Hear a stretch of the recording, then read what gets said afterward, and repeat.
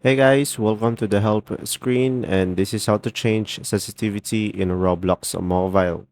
So guys, in order for you to do this, to change the sensitivity of Roblox, is just go to your settings on your phone, and then from here on the settings, scroll down to the very bottom and go to the developer options. So guys, if you don't have this option, just go to about phone. Then from there, guys, you will be able to see their software information.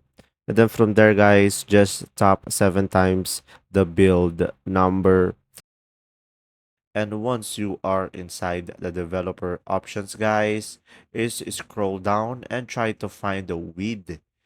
So guys, this width will adjust your sensitivity and just scroll down. As you can see here, minimum width. So guys, it is currently for 11. So guys, the recommended sensitivity is 320. And then after that, guys, just click OK. And once you have made the changes, just go back to your Roblox and then try to see if the sensitivity is changed and try to see if it feels good to play with these settings. And there you go, guys. That is how to change sensitivity in Roblox Mobile.